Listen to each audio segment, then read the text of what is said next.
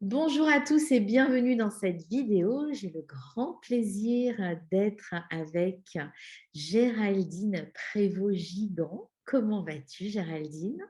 Mais je vais bien, Anne. Je suis ravie de passer ce moment avec toi, avec vous tous. Oui, oui, on n'est pas que toutes les deux, on est entourées, on est regardées. Donc toi, tu es auteure, conférencière, coach.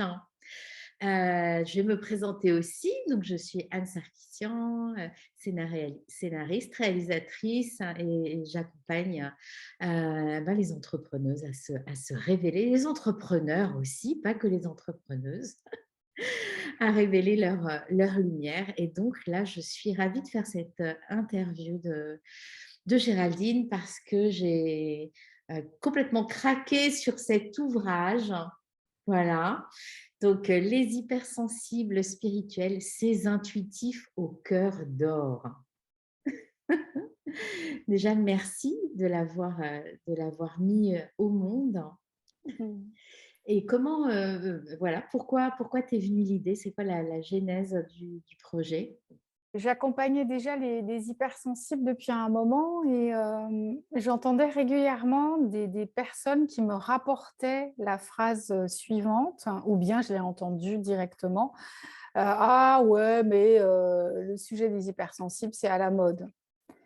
Et en général, quand on entend ça et qu'on est hypersensible, on n'aime pas trop parce qu'on a l'impression que les personnes ne tiennent pas compte de notre hypersensibilité, pensent qu'en fait c'est autre chose, mais qu'on va y mettre ce mot-là parce que c'est à la mode. Et donc, en général, quand on est inconfortable avec ce genre de choses, on balaye, hein, on ne veut pas y penser. Et puis moi, je me suis dit, tiens, si c'est intéressant quand même d'aller regarder pourquoi certaines personnes disent ça et comment le vivent les hypersensibles. Qu'on leur dise que c'est à la mode. Parce que il y a la sonorité quand même. Oui, oui, Voilà. voilà. Il y a comment c'est dit. Et je me suis penchée sur le truc. Je ne sais pas, j'ai dû sentir qu'émergeait quelque chose en moi en fait. Et, euh, et j'ai donc déroulé ma pensée d'une façon logique. C'est-à-dire, je me suis dit, OK, c'est quoi à la mode? À la mode, ça veut dire qu'il y a plein d'ouvrages, des podcasts ou des émissions qui parlent des hypersensibles. Et je me suis dit, mais oui, mais si il y a plein de bouquins et s'il y a plein d'émissions ou des trucs sur YouTube qui parlent des hypersensibles, c'est qu'il y a des gens pour regarder ça. Sinon, ce ne serait pas à la mode, ça n'intéresserait personne. Donc, si c'est à la mode, c'est que ça intéresse beaucoup de monde. Et si ça intéresse beaucoup de monde, c'est que ça parle à beaucoup de monde. Et alors, ça parle à qui? Ça parle aux hypersensibles et aussi aux proches d'hypersensibles. Et donc, ouais, mais alors, donc, si c'est très, très à la mode, ça veut dire que ça parle à beaucoup, beaucoup, beaucoup de gens qui se reconnaissent hypersensibles ou à beaucoup, beaucoup, beaucoup de gens qui reconnaissent être avec des hypersensibles dans leur entourage. Et donc, j'ai continué à dérouler mon truc et je me suis dit, mais alors, s'il y a beaucoup, beaucoup, beaucoup d'hypersensibles et qu'il y en a de plus en plus, pourquoi? C'est parce que les recherches approfondissent le sujet et que du coup, on les voit plus. Et alors, il y a des personnes qui disent que les hypersensibles, on est au même nombre en fait sur la planète qu'auparavant. Moi, j'ai déroulé le truc autrement. Et c'est là que ça a émergé en fait, le D'accord. sujet du livre. C'est que je me suis dit, oui, il y a des recherches de plus en plus fines, il y a vraiment des spécialistes qui étudient avec vraiment des trucs, enfin voilà, des mises en situation, des recherches scientifiques. OK. Et s'il y avait plus d'hypersensibles? Oui, ce serait logique parce que la société change, parce qu'on est dans une société violente, donc ça peut créer des effets. Ah ouais, est-ce que c'est vraiment ça? Et donc, je la fais courte. Je continuais à dérouler mon machin, je me suis couchée là-dessus et puis le lendemain, après une nuit sereine, tout d'un coup, ça m'a paru comme une évidence et je me suis dit: «Et si les hypersensibles étaient les avant-gardistes de ce qui est en train d'essayer d'émerger dans notre société. Plus de conscience, plus de douceur, plus de respect, avec des valeurs spécifiques d'altérité, de paix, de non-violence. Et, euh, et j'ai trouvé que ça avait du sens et ça m'a énormément touchée. J'ai vraiment senti ça. Et je me suis dit, mais c'est pas mal aussi associé à cet éveil spirituel. Il y a de plus en plus de gens qui s'ouvrent à la spiritualité. Il y a quelque chose qui est en marche, en fait. Et donc, je me suis dit que c'était peut-être mon petit délire à moi. Et donc, j'ai écrit un article là-dessus. Je me suis dit, on va voir si c'est aussi le délire de d'autres personnes. Et en fait, c'est un article qui a eu beaucoup d'écho. Ok. Et j'ai eu l'envie, en fait, d'approfondir. Et c'est là que j'ai plongé dans la thématique des hypersensibles spirituels.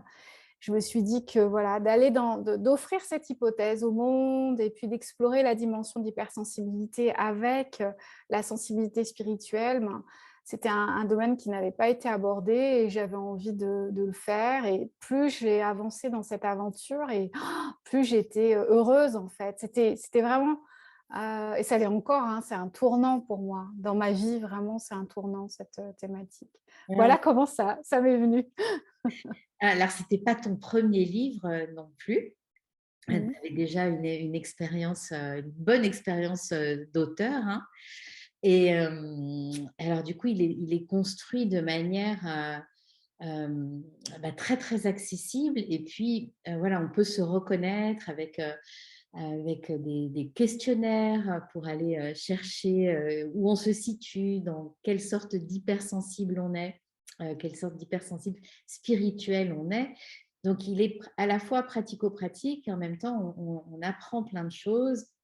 Et moi, je trouve vraiment bien, bien ficelé, bien écrit, accessible et puis très joli. Donc, merci beaucoup vraiment de l'avoir écrit. Donc, je le recommande, vraiment, je vous le recommande pour vous ou votre entourage. Ne serait-ce qu'aussi que pour connaître hein, les hypersensibles dont on parle tant. Comment est-ce qu'ils fonctionnent dans la société? Qui sont-ils? Est-ce qu'on peut travailler avec des hypersensibles spirituels? Est-ce qu'on peut épouser une hypersensible spirituelle, par exemple? C'est vrai, ça donne des clés de lecture. Vraiment, déjà, merci, merci beaucoup pour ça. Je vois qu'il a du succès.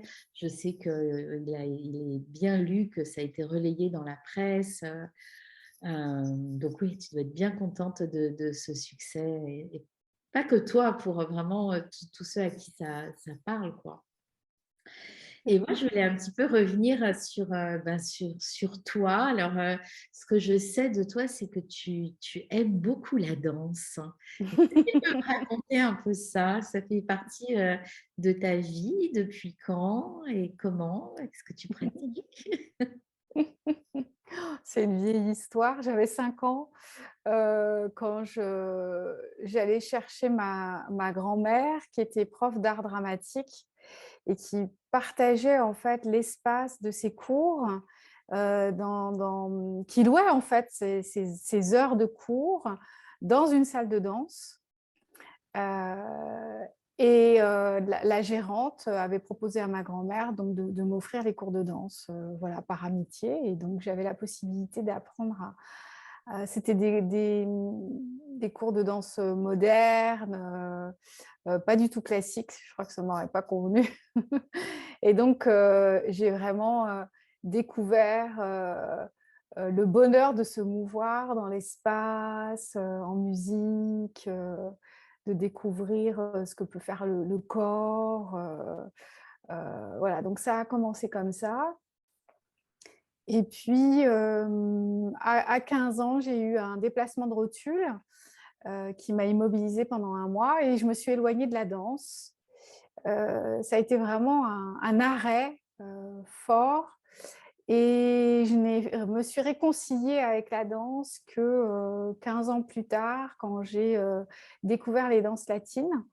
Euh, et, et là, ça a été une autre révélation parce que ça me permettait de pouvoir me connecter à une énergie très joyeuse. La salsa, c'est vraiment l'allegria ou la joie, donc, et aussi l'amour, le romantisme, la séduction, tout ça, c'était très.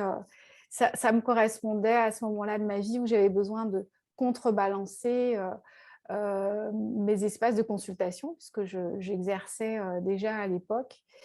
Et j'ai retrouvé cet amour de la danse Ok. pendant plusieurs années. Et puis, tout au fond d'un coin de ma tête, j'avais une attirance pour le tango argentin. J'ai toujours adoré le son du bandoneon. Je ne sais pas à quand ça remonte. C'est comme si j'étais née avec cet amour du son du bandoneon. Et puis, je me souviens qu'il y avait eu un spectacle à Paris, au Théâtre des Champs-Élysées, d'une troupe argentine qui était venue. Et j'avais trouvé ça absolument sublissime. Et la musique m'avait surtout beaucoup, beaucoup touchée. Et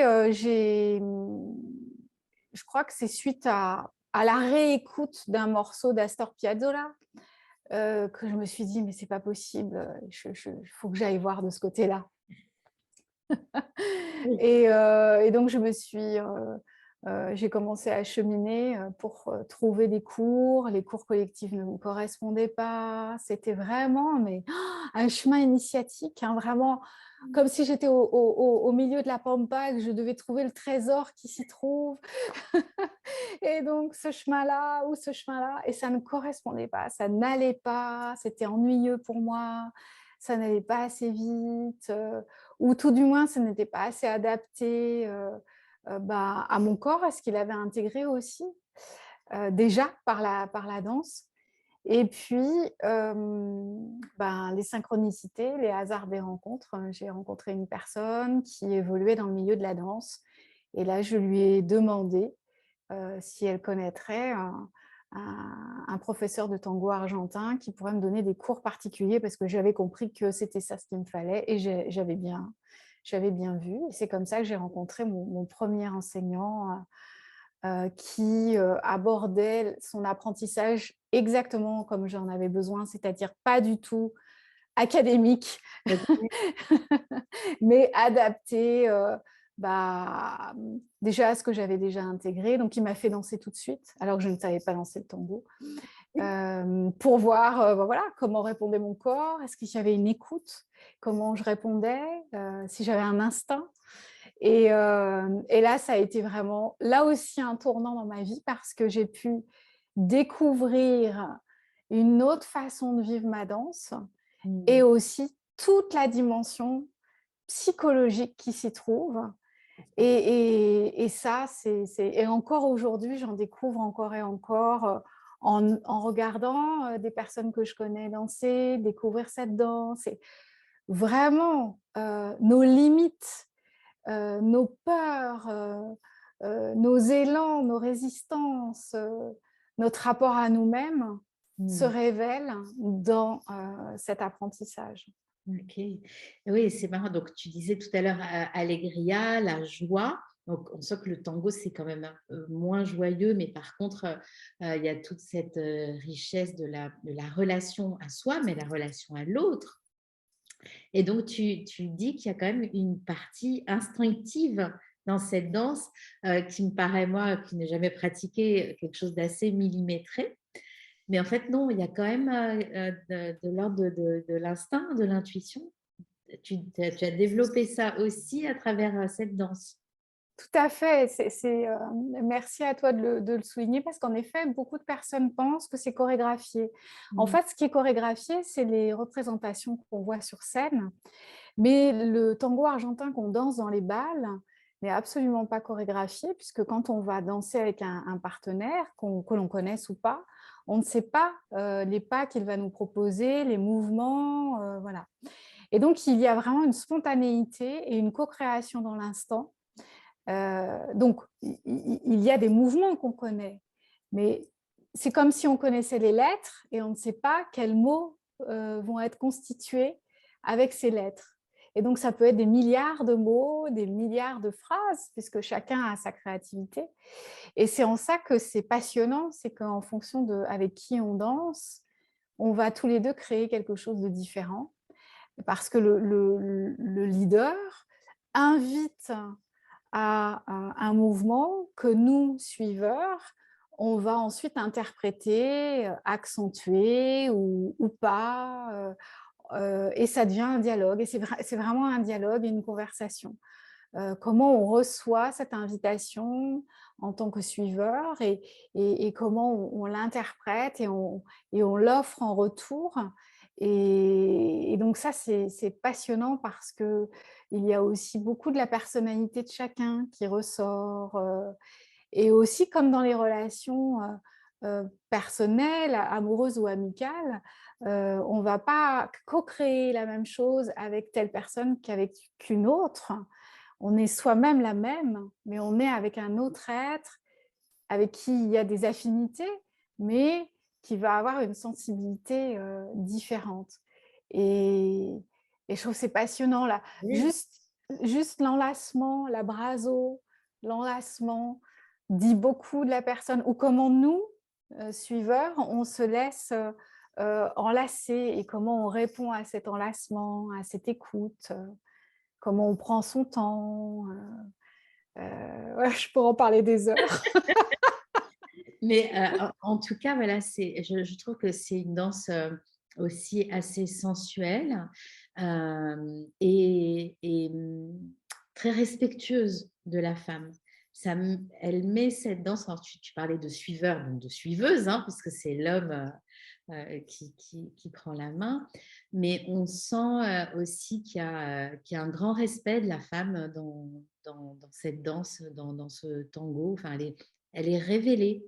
Hein. L'homme est presque là pour la révéler dans cet espace. Voilà, c'est ce que je trouve intéressant. Absolument, absolument. Tu parles comme une tanguera, comme si tu avais déjà lancé le tango, parce qu'en effet, il y a des personnes qui pensent que c'est une danse machiste, parce qu'en fait, les rôles sont assez clairement définis, mais ce qui est aussi très confortable finalement. Et en effet, c'est une mise en valeur de la partenaire. Alors, je parlais de leaders et de suiveurs parce qu'il y a aussi des femmes qui guident. Ok. Et j'ai aussi dansé avec des femmes. Et c'est très intéressant aussi d'expérimenter ça.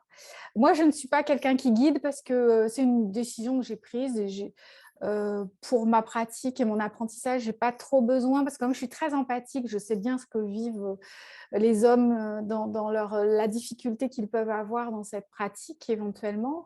Et aussi parce que voilà, mon métier fait que j'ai envie de me laisser guider. Et puis parce qu'il y a aussi mon espace d'expression. Mais ce qui est intéressant, c'est qu'on peut être, c'est pas une question de sexe, de genre, on peut être une femme qui guide, on peut être aussi un homme qui suit. Il peut y avoir deux femmes, deux hommes. D'ailleurs, le tango dansé par des hommes, c'est magnifique. C'est d'ailleurs aux origines du tango, puisque les ouvriers en Argentine, il y avait beaucoup d'Européens qui migraient et qui, à la pause, c'était aussi une forme de training corporel. Cette danse est donc un melting pot de plein de cultures et c'était initialement dansé par des hommes. Voilà, et c'est ensuite que ça a évolué, que ça s'est aussi infiltré dans des espaces comme les bordels à Buenos Aires et que c'est devenu plus marqué avec l'homme, la femme, voilà. Ok. Et cette perception de la sensualité, ce qui est intéressant, c'est que c'est parce que c'est une danse qui est très très proche, mais elle n'est pas forcément sexuelle.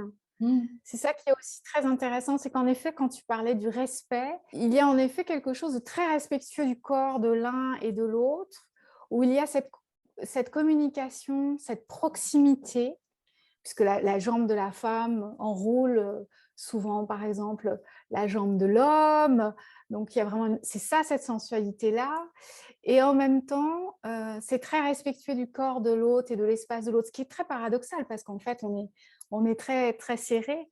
Et c'est ça qui, pour certaines personnes, peut être aussi très thérapeutique parce que là où nous en sommes, de notre rapport à l'autre, hein, dans la corporalité ou dans l'affectif, est-ce qu'on est fusionnel ou plutôt évitant? Ça peut aussi ressortir dans notre vécu de la danse. Et c'est en ça que ça peut être aussi, ben, comme dans l'espace thérapeutique, révélateur de là où on en est et dont on ne se doutait pas et qui nous permettent d'assouplir certaines choses, d'alléger, de se libérer.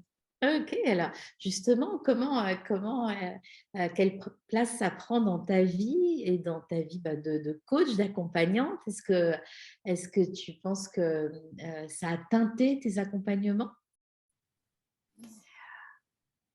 Oui, oui, oui, oui, je pense que, ça, parce que d'abord, avant tout, ça m'a permis d'explorer d'une façon différente qui je suis. C'est-à-dire que ça a été, une autre étape de mon travail, de connaissance de moi et je pense que ça a ça a beaucoup, alimenté toute ma dimension de créativité et j'ai pu lâcher un certain nombre de résistances, heu, hem, de rigidité, de doute, heu, donc en fait, je me suis délestée d'un certain nombre de choses a ces choses délestées ont laissé de la place, me permettant d'expérimenter d'avoir un vécu dans la danse, très nourrissant, très porteur, très beau, plus libre et je pense que c'est ça qui a ensuite été influent dans, mon vécu de l'accompagnement OK. où il y a pu y avoir plus de calme, Mmh. plus d'acceptation, plus d'écoute, encore et encore et encore, une écoute différente. Mmh. Hem et voilà et puis toute la dimension spirituelle est aussi venue, c'est comme des vases communicants, l'un est venu alimenter l'autre et cetera. Il y a eu vraiment, une harmonisation à différents, niveaux, en fait. OK. Bah, merci beaucoup, hein, tu t'attendais pas à Non, mais j'adore! bah, alors et quels sont tes projets là pour, 2022? Je suis en j'ai en fait, j'ai 3 projets d'écriture, OK. donc je suis à fond là-dedans, ça m'enchante, voilà, ça me porte, je vis, je respire, je dors mes livres. Il y a la suite donc des hypersensibles spirituels parce qu'en fait, j'ai encore tellement à dire et je pense qu'un deuxième ne suffira pas parce que plus j'écris et plus je me rends compte que voilà, il y a quelque chose qui chaque fois ça m'amène à d'autres prises de conscience. Voilà et puis 2 autres projets dont je ne peux pas encore, parler là, mais qui vont bien m'occuper jusqu'à au moins, l'été prochain. Donc je suis à fond là-dessus.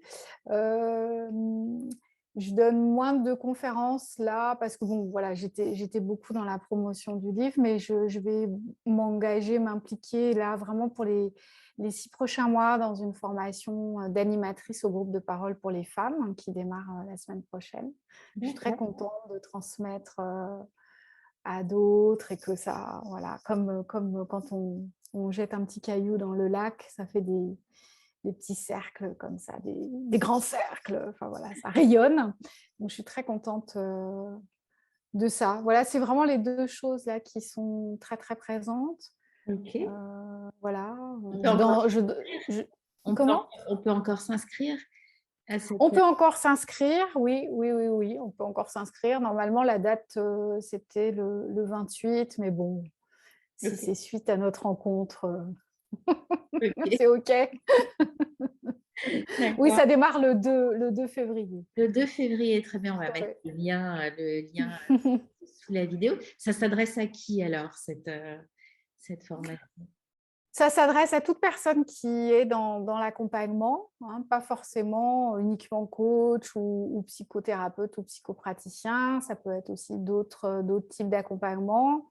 Des femmes qui ont envie d'accompagner des femmes. Mais c'est aussi ouvert à des personnes qui ne veulent pas forcément avoir de certification et qui ont envie de comprendre un petit peu plus les coulisses de comment ça fonctionne, des personnes qui envisagent des reconversions mais qui n'osent pas trop encore, elles peuvent tout à fait goûter en fait à de l'autre côté du rideau, aller voir les coulisses et voir si ça leur plaît. C'est OK aussi parce que je sais que toute demande bien fondée, bien sûr, reposant sur une expérience en tant que participante, Mm. il y a quelque chose derrière. Donc, elles sont bienvenues. Elles ne seront pas forcément certifiées tout de suite. On verra plus tard, mais c'est OK aussi. En tout cas, ce qui est important, c'est vraiment être dans un esprit d'altérité, de transmission, de sororité, d'envie d'accompagner, de connaître voilà, les astuces, les subtilités, les élégances aussi, pour pouvoir bien accompagner un groupe, parce que Ok. c'est riche en rebondissements Oui. et c'est aussi riche en partage humain. C'est magnifique. Après tant d'années, je suis encore émerveillée. Vendredi soir, j'étais émerveillée par la qualité des partages, par ce qui circulait, par cet amour qui circulait entre toutes, cette Mm. confiance, hein, cette parole libérée. C'est magnifique. Je me lasse pas d'être émerveillée par ces instants. Et si j'avais une baguette magique, qu'est-ce que tu aimerais que je fasse apparaître dans ta vie pour toi aujourd'hui? Euh, Oh, j'ai plusieurs choses qui me viennent. Euh, La première chose qui m'est venue, parce qu'on a parlé du tango, c'est retrouver ces atmosphères que j'ai pu connaître dans des milongas qui allaient jusqu'à 5 heures du matin, hors du temps, dans des endroits parfois hors du temps aussi. Et là, en ce moment, c'est un petit peu différent avec ce qui est en train de se passer, mais on va y retourner. Donc oui, ça me manque, ces espaces intemporels, de musique, de partage. Voilà, ça j'aimerais bien, là, tout de suite maintenant, un coup de baguette magique. Et l'autre, ce que la baguette magique pourrait aussi me permettre de... bah, tu vois, je pense aux livres. Je suis autour des livres, mais ils sont en création, donc Tu voudrais qu'avec voilà. la baguette, il soit terminé d'écrire, il serait Mais non, même pas. il serait fini. Même pas, parce que quand je termine un livre, je suis malheureuse, parfois je pleure. Ouais, ouais, pour les romans, c'est ça, pour les romans de développement personnel, à chaque fois je pleure. Parce que je ne veux pas quitter mes personnages, je veux continuer à écrire. Non, le plus grand succès possible pour ce volume-là, et puis pour le volume 2, oui, parce que je sais que ça fait tellement de bien aux personnes qui me lisent, et moi, ça me confirme que c'est juste, parce que j'ai eu la trouille quand il est sorti. Je me suis dit, waouh, ça y est, là, maintenant, je ne peux plus reculer, quoi. Et parce que pour moi, c'était aussi une forme d'exposition de mon hypersensibilité, de ma spiritualité. Il y a des personnes qui sont pas prêtes avec la spiritualité dans notre pays très cartésien, en retard aussi par rapport à d'autres pays, par exemple. Donc, l'accueil de ce livre, ça a été pour moi aussi une forme de soulagement, parce que je me suis dit, bon, ça va, j'ai bien compris que oui, c'était le bon moment, les gens sont prêts, mais ça a été, voilà, donc son succès et la suite de l'aventure, pour moi, c'est un très, très beau cadeau. C'est pas pour moi, tu vois, c'est vraiment, ça me fait comment dire, une confirmation que c'est juste Mmh. et que c'est le moment juste et que je l'ai fait de la façon la plus juste. Et pour moi, c'est tellement important aussi d'avoir, une éthique, une cohérence, voilà. Eh ouais, je comprends. Moi, je l'ai fait, donc j'ai des amis qui sont passés à la maison, des couples, hein, hommes et femmes, et donc on a fait les exercices ensemble, on a noté, et c'était marrant parce que les hommes, bah, qui cochaient les cases hypersensibles, ils étaient touchés. Euh, Ah! euh, mais je suis contente parce qu'avec cet exemplaire-là, il y a plusieurs personnes qui sont passées chez moi avec lesquelles on a fait des exercices comme ça. Ils sont partis, ils ont acheté le livre derrière. Ah! Donc, il est vraiment utile. Et oui, c'est assez, en tout cas, moi qui ai vu des hommes se révéler, trouver leur hypersensibilité dans ton ouvrage, c'était assez émouvant en fait. Mmh. Et comme tu dis, c'est mettre des mots et c'est l'accueillir, l'accepter, hein, et c'est pas rien dans notre société. Oh oui, c'est tellement important de découvrir que c'est un cadeau, à partir du moment où on guérit nos blessures, du passé, parce que là, notre hypersensibilité peut vraiment être vécue comme quelque chose de compliqué, de lourd. Et puis quand on commence à comprendre que l'hypersensibilité, l'hyperempathie, l'hyperémotivité, l'hypersensitivité, tous nos côtés hyper, hem, de commencer à les regarder comme quelque chose qui a de la valeur, qui fait notre particularité, notre coloration. Ça, c'est extrêmement important. On Bien souvent, les hyper veulent se conformer au début, et pendant longtemps, parfois, essayent de se conformer, de rentrer dans les cases, parce qu'en effet, c'est ce que notre société nous demande. Mm. Mais il y a de plus en plus de personnes qui commencent à sentir que c'est plus possible et quand, les mots sont posés et qu'en plus, il y a une forme d'autorisation finalement que l'on va se donner à se dire: «OK, je suis, avec cette sensibilité, elle me permet de créer ou elle me permet d'avoir, une intelligence relationnelle, ou elle me permet» enfin voilà, d'avoir les talents que je peux, incarner et qui fait du bien autour de moi. Là, il y a quelque chose qui en à ce moment-là se transforme et on voit que l'hypersensibilité, c'est vraiment une qualité, un cadeau, Mm. L'important, c'est vraiment de faire la paix, C'est ça. avec soi et ça peut mettre un petit peu de temps, mais c'est pour ça que j'ai écrit ce livre aussi, pour que les personnes comprennent que, oui, il y a les blessures du passé, il y a le manque d'estime de soi, il y a tout ce qu'on a pu nous raconter, nous dire, il y a aussi ce que la société nous renvoie, mais à un moment donné, on peut aussi inverser la donne et se réconcilier avec, nos différences Mm. et les offrir au monde et comprendre qu'en fait, c'est beau d'être différent, c'est ce qui va colorer le monde et Ouais. le monde en a terriblement besoin. C'est vraiment ce qui a motivé, et ce qui me motive encore, l'écriture de ce livre et qui me fait du bien aussi parce qu'au travers de ce livre, j'affirme aussi ma différence que Oui. j'ai longtemps cachée. Mm. Longtemps, je l'ai cachée. Longtemps, j'ai voulu vraiment me conformer, à beaucoup de choses et où j'étais malheureuse, j'étais pas bien, je me Mm. sentais pas en accord et donc heu, voilà, donc c'est c'est une belle aventure. Ah ouais, c'est beau. Mmh. Ben, écoute, je te remercie beaucoup Bah, merci à toi surtout pour ton invitation. et merci à tous de nous avoir suivis.